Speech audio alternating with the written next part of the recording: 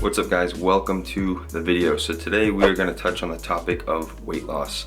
So many people are struggling with weight loss, they don't know how to do it, they need some help, they need some guidance. So today I'm going to give you guys 10 tricks, tips, and tools to use to make your weight loss successful. So tip number one is to drink enough water. It's very important to stay hydrated. If you're not hydrated, you're going to feel fatigued, you're going to probably feel hungry, and also you're not going to be able to flush out the toxins that you need to. Tip number two, track macros or calories.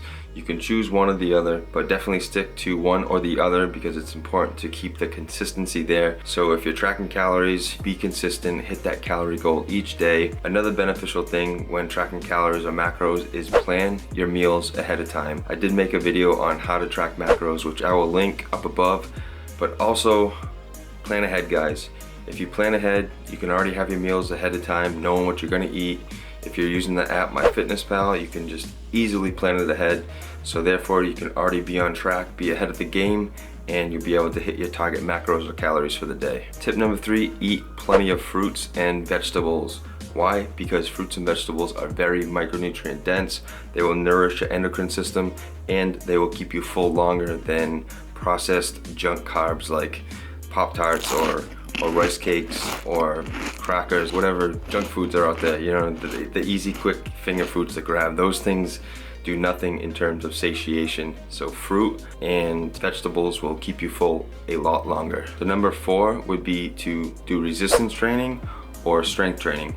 Now, I know a lot of people like to do cardio in the dieting because that's what they think they need to do. And yes, cardio is just another tool to burn more calories. But it is very important to strength train or resistance train because you will maintain the muscle you have while trimming the fat. Number five is sleep. Sleep is very important, guys.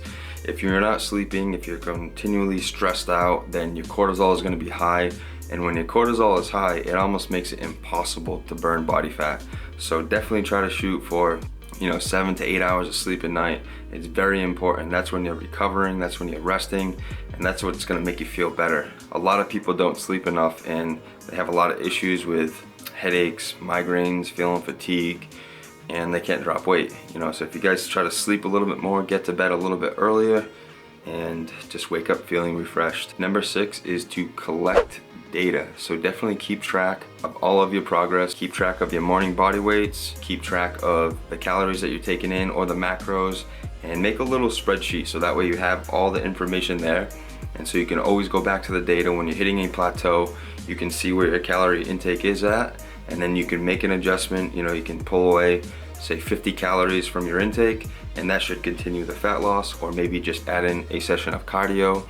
And the more data you have, the better. Next is having refeed days. And so what refeed days are where you increase your carbohydrate intake by 50 to 100%. And what this is gonna do, it's gonna fill up your muscle glycogen, it's gonna give you a little bit of a boost, it's gonna increase your metabolism, it's gonna boost thyroid hormone, and it's just gonna give you a little bit of a mental break, so you're going throughout all your other low days of dieting, and then it's like kind of gives you a day to look forward to.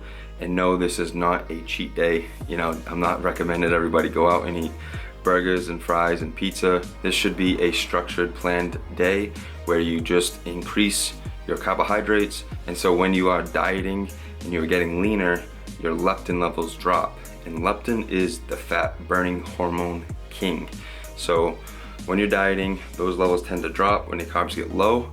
And then so when you have a nice refeed, it'll boost them back up and kickstart fat loss again. That way you can keep on making progress. And this next one is an absolute game changer when it comes to dieting. And this is called Protein Fluff. If you guys have never heard of it, it's understandable because not many people know about it. But I do have a recipe video which I will link up here.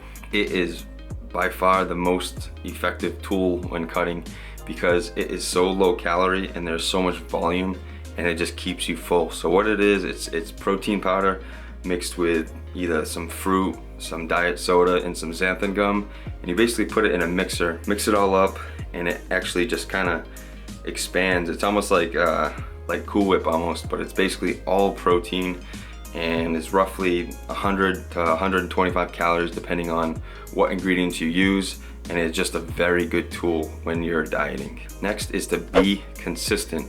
Now all these things I'm teaching you guys and telling you, you have to be consistent. You have to do it over a period of time to actually see results. You know, nothing happens overnight. And the final one is to be patient. So using those two things, consistency and patience, you will have the best results. You know, like I just said, nothing happens overnight. It takes time to drop body fat or to gain muscle, or doing anything to try to change your body does take some time. So I hope you guys enjoyed this video. I hope it helped. If you have any questions at all, please put them in the comment box below. I'll gladly answer them for you, and thanks a lot, guys. Peace.